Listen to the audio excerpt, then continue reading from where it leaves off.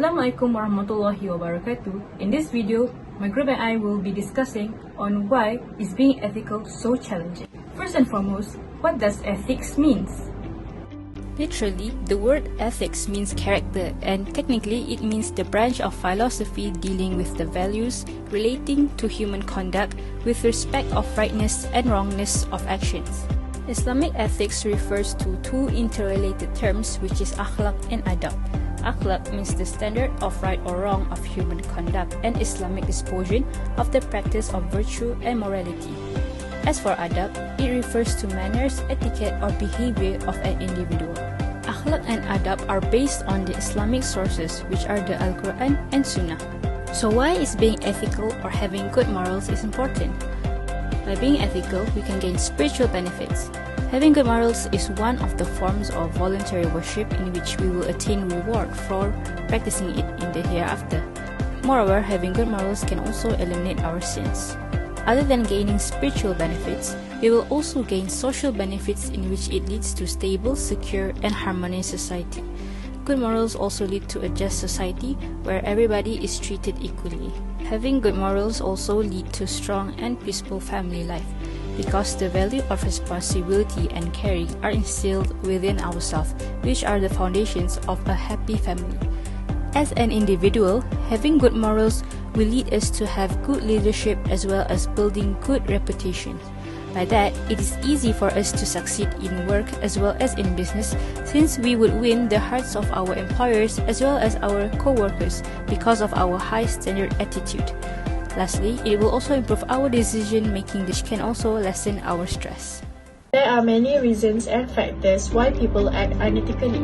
Therefore, first we will discuss about the first category, which is the individual factors of unethical behavior.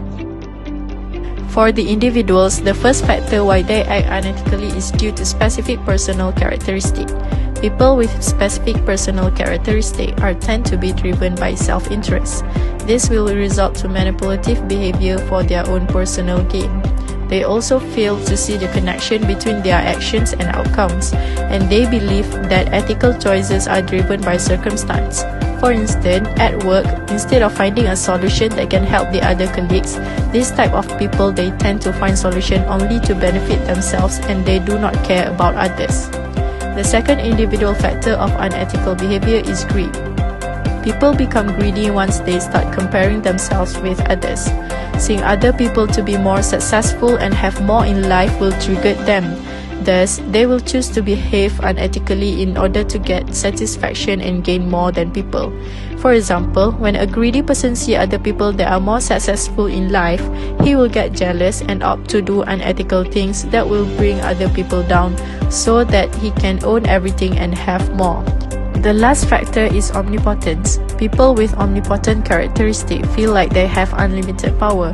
They feel like they are untouchable and can act the way they want to. Rules and norms are meant for everyone but them. They feel like they can cross the line and have the right to do whatever they want. For instance, an unethical boss or leader act however they want to, such as coming late to the office, take additional income illegally, and not doing any work. We had recognized three major social and environmental factors contributing to unethical behaviors, which are the cultural norms, family and peers, as well as the political system. Firstly, the cultural norms. Culture is the societal ethos, norms, and values that guide what is right and wrong in a society.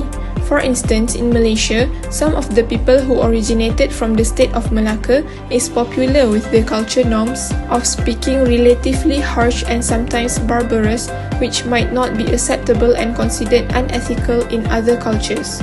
Another example is that in Japan, some of the core values that is embedded in their society are selfless, doing your best, not giving up, respecting your elders, and many more, which lead them to behave rather ethically on those aspects in a very natural way. The next factor of why being ethical is so challenging is the family and peers.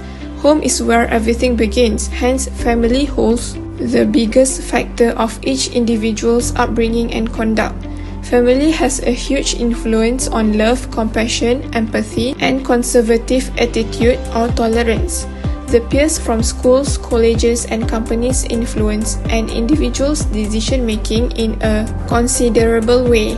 We subconsciously internalize the behavioral values of our colleagues and peers based on the outcomes. For instance, if we see cheating helps a student get good marks or siphocency gets better appraisal from the boss, we might follow the same path based on the outcomes. Last but not least, the social factor of ethical or unethical behavior is the political system.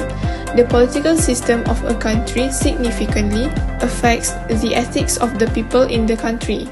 If the political system and the authorities are corrupted, then the whole governing system might be corrupted, as well as the people as it has penetrated in the society.